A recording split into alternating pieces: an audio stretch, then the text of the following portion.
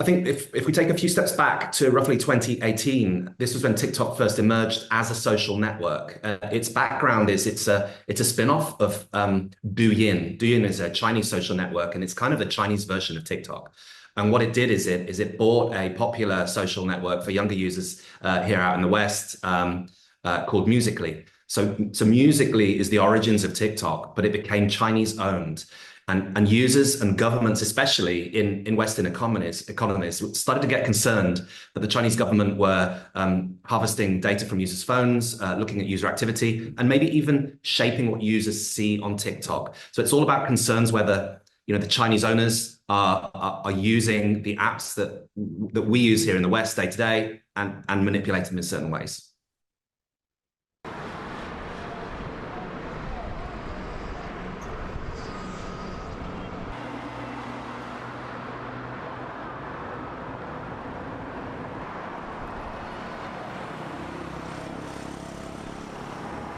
You are here because the American people need the truth about the threat TikTok poses to our national and personal security. We do not promote or remove content at the request of the Chinese government. The question is, the question is, are you 100% certain that they cannot use your company to promote such messages? It is our commitment to this committee and all our users that we will keep this free from any manipulation by any government. If you can't. Currently in the US, TikTok is facing a potential ban, and this is as a result of Senate appearances where the organization's CEO, Xiaozi Chu, was asked a series of questions about security of data, whether or not TikTok is being used by Chinese government to look at users' activities, and broadly, whether it's a security threat. And back in, I think it was January 2024, TikTok's appearances in front of Senate did not satisfy US senators. So a process started, culminating in, if TikTok doesn't split away from its Chinese owners, a ban in the United States.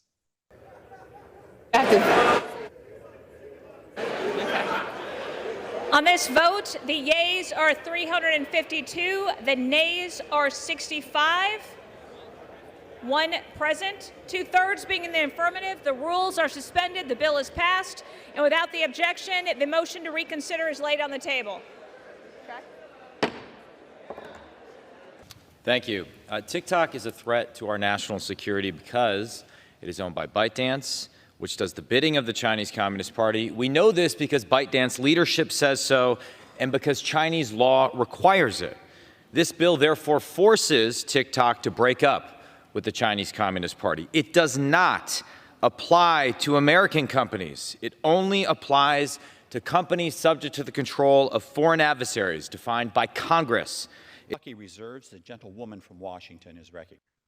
So what we're currently experiencing is this period where TikTok is being forced by US lawmakers to actually divest. So what they want is for TikTok to be fully independent, to not be potentially used by Chinese government. And if it does not do something that satisfies the government will implement a ban. So potentially from Sunday, the 19th of January, 2025, US users will not be able to access TikTok. They might look at ways to bypass the ban. There's rumored, VPNs, that kind of thing. But as of Monday, we might face 170 million users not accessing TikTok now.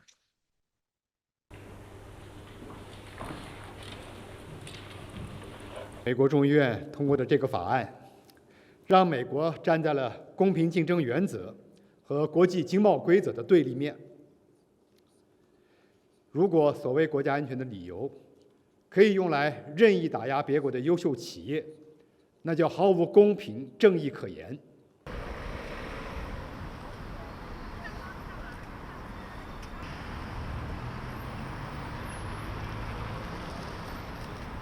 TikTok has this week released communications to its employees, internal memos, which have been circulated externally now, encouraging staff to turn up to work on Monday and encouraging staff to trust internal communication and not speculation on social media or in the press.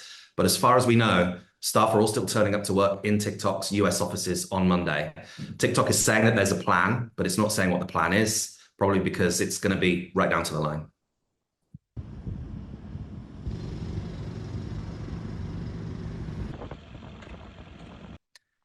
One of the things that TikTok users have been doing in recent days, almost in an act of protest, is using other apps that are similar, but are also Chinese owned to show just how many there are. One of which is RedNote. Now, RedNote's been around a long time. It launched in 2013. It's mainly used by Chinese social media users, and it's got over 300 million users. It had 200 million in 2023, 100 million in 2021, steadily growing. So it's not new, it's no surprise, but up until a week ago, there weren't really any American or English-speaking users of the app, and its popularity is surging. RedNote's really interesting. It looks like a hybrid of Instagram and TikTok. It's got 2 feeds, not just one, so you can consume more information. So it's got a different twist on it. And actually, in the last 3 days, RedNote has actually been launching a series of English language functions, including how many views hashtags are receiving and user data as well. So it is actually making a play for the American user base.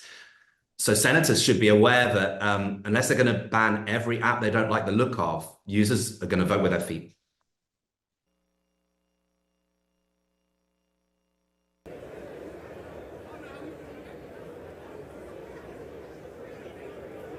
In this vote, the yeas are 360 and the nays are 58.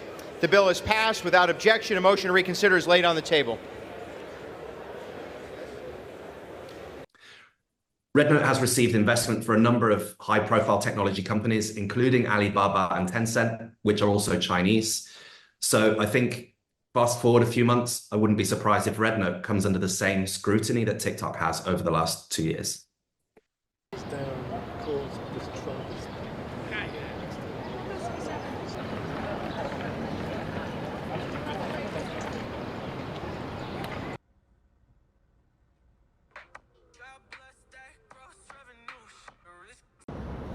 Oh, there you go. Loading biryani. Frenchie? Frenchie on the knees.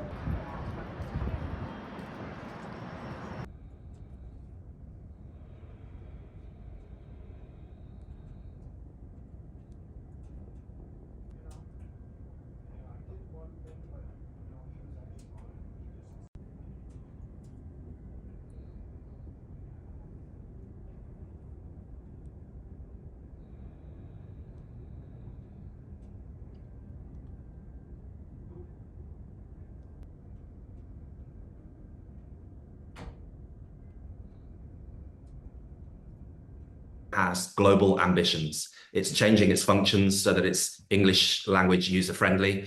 And the content, you're seeing a lot more English language content on there. The hashtag TikTok has received 2 billion views. TikTok Refugee, which is a really popular one, nearly 1 billion views. So you're seeing a lot of activity from English language users, and the app itself, through the changes to its technologies, is showing that it really does have global ambitions.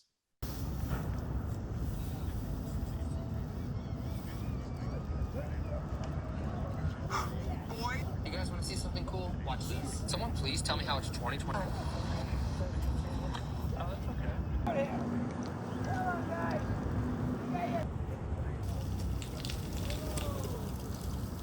Down! Champions!